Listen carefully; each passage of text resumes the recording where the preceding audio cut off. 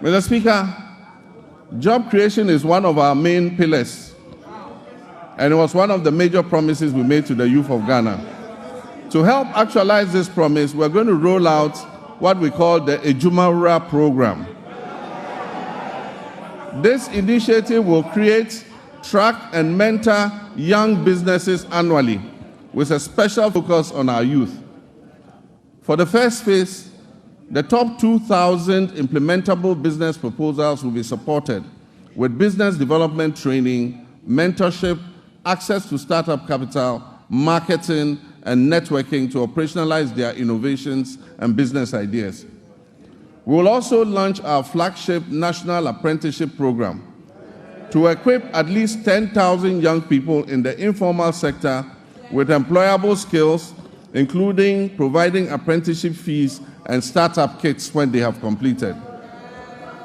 The Youth Development and the Interior Ministries will facilitate the training of our young people in the Okada business. In areas such as road safety regulations, financial literacy, and digital skills, as well as facilitating the acquisition of motorbikes. We will introduce electric motorcycles on a high purchase scheme to eliminate the use of petrol and make their businesses more profitable. Mr. Speaker, Her Excellency the Vice President's Empowerment for Women and People with Disabilities program will also be launched this year. The program will target women and people with disabilities and other vulnerable groups to build their capacity and offer them access to finance to create their own jobs. Mr. Speaker, the Ministry of Communications, Digital Technology and Innovations will also focus on developing youth IT skills and fostering innovation. Under the 1 Million Coders program, young people will receive training in coding, web app development, digital marketing, and other digital skills. This initiative aims to equip them with the necessary skills for employability in the digital ecosystem. We must provide meaningful and relevant education to prepare our youth for today's technology-driven job market. Despite various reforms, issues related to low-earning incomes persist within Ghana's educational system. I'm committed to ensuring that quality education remains a top priority.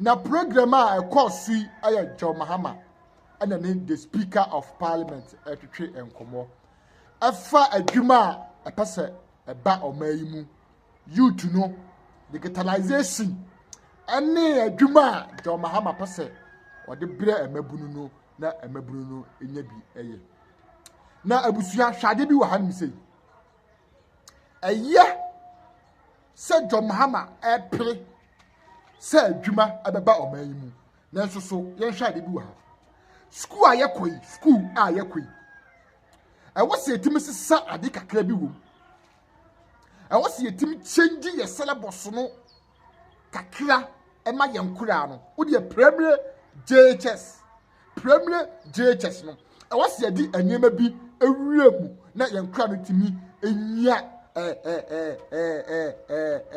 ahotoso bi anase wo de yanhwa de bi wo ha video editing, software engineering, how to create app, how to create software,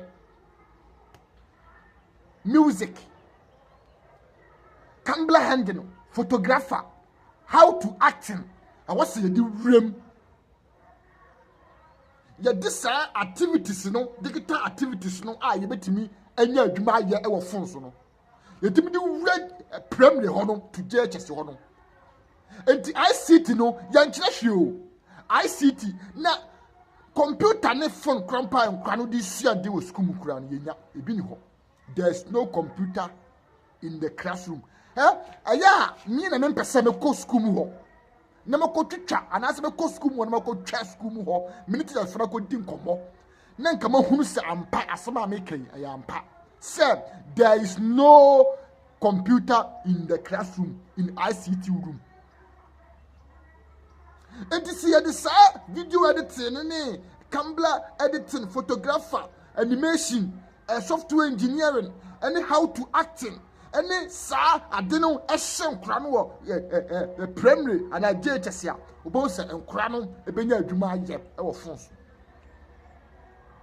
ahaya ohini badu TV message so subscribe na odi amami udi me ntejo Mahama. The financial sector continues to struggle despite the reportedly spending of 29.9 billion on the financial sector cleanup exercise up to date. Scant reserves were also left for debt servicing.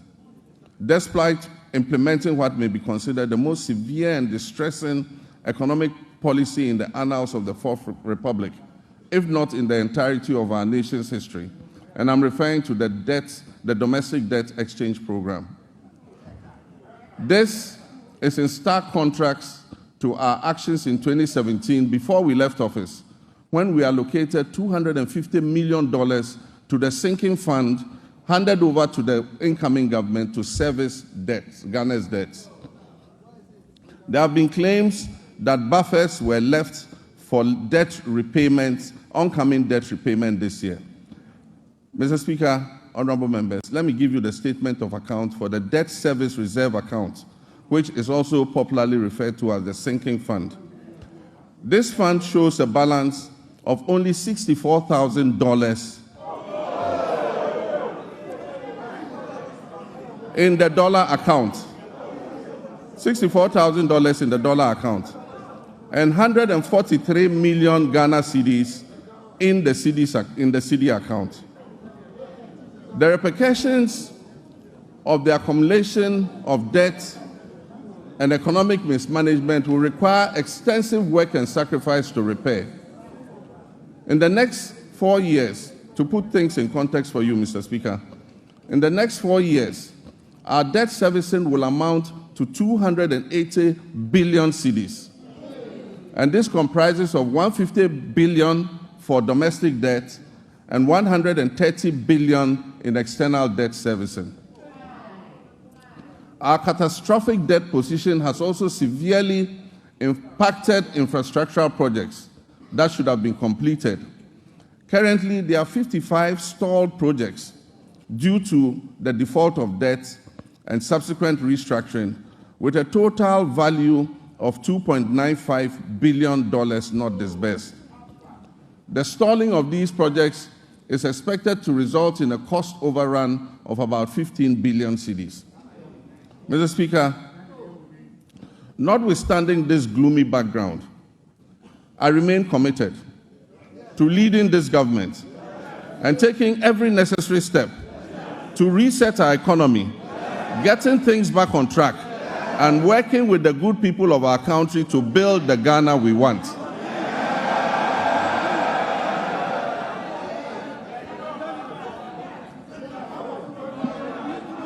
Mr. Speaker, we are doubling our efforts to complete all outstanding structural reforms. Through the budget, we will implement corrective measures to restore fiscal discipline and debt sustainability. We're also working hard towards completing the upcoming fourth review of the IMF-supported program.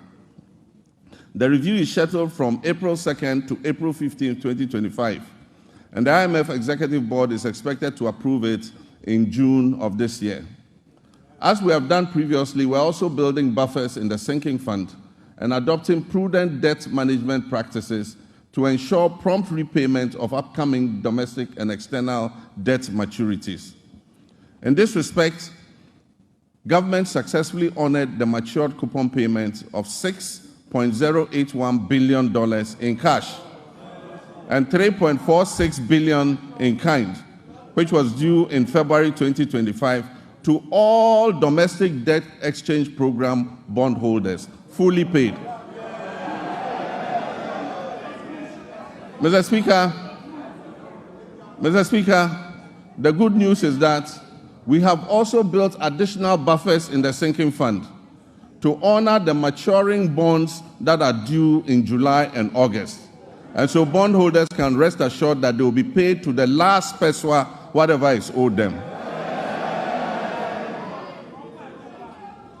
With the transparent and prudent measures we have implemented since taking over the administration of this country, I urge my countrymen and women, business owners, and foreign investors to trust our competence in turning our economic fortunes around. Mr. Speaker, since we took office on January 7, 2025, we have upheld our commitment to a fiscal consolidation agenda with a streamlined government. We have eliminated unnecessary expenditures and reduced our reliance on borrowing. Our prudent debt management practices have led to a substantial reduction in interest rates.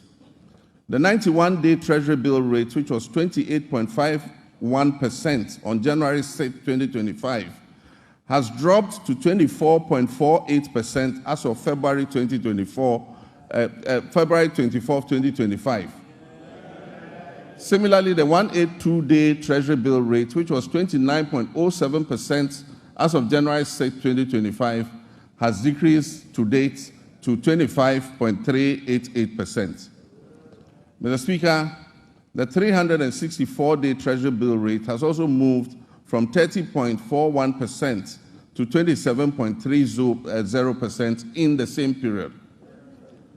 We signed a memorandum of understanding with our Official Creditor Committee, OCC, to formalize the debt treatment agreed upon with our official creditors. This marks a crucial step towards Ghana's restoration of long-term debt sustainability.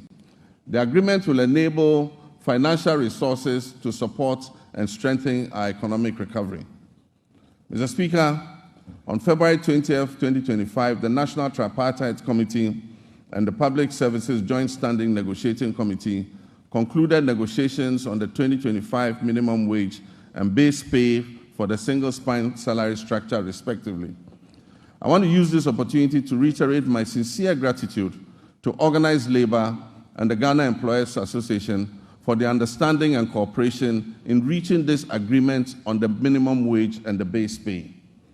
On the final day of negotiations, I enjoyed the privilege of joining my comrades, the leaders of organized labor, for the concluding discussions. I'm confident that the sacrifice we have all made this year will significantly benefit our economy's health in the future. We look forward to a positive economic outlook as we restore macroeconomic stability, we encourage exports, we activate the 24-hour economy policy, we implement the $10 billion Big Push policy for swift infrastructure development, we rationalize taxes and foster inclusive growth. The goal is prosperity for all, which must be shared and not the prerogative of a select few. Mr. Speaker, in fulfillment of our 120-day social contract with the Ghanaian people, we have put in place the Planning Committee to host the National Economic Dialogue. This dialogue is expected to discuss the state of the economy and reach a consensus on the key policies needed to address the devastating economic crisis confronting us. It will support the development of a homegrown fiscal consolidation program, and it will highlight key structural reforms and policy priorities essential for resetting the economy and creating prosperity for all our people. I believe there's absolute wisdom in what our elders say, that two heads are better than one. Tikro and Kwejina. Consultation and consensus building have always proven to be better than unilateral decision making. It is my hope, therefore, that our colleagues on the other side of the divide will display love of country and participate in this national dialogue, unlike the boycott of the Century Forum in 2014.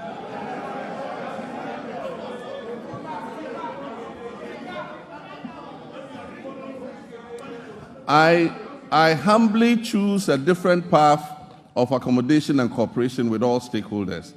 We will continuously engage on important issues so that together, as a nation, we can reset our country and focus on sustainable development.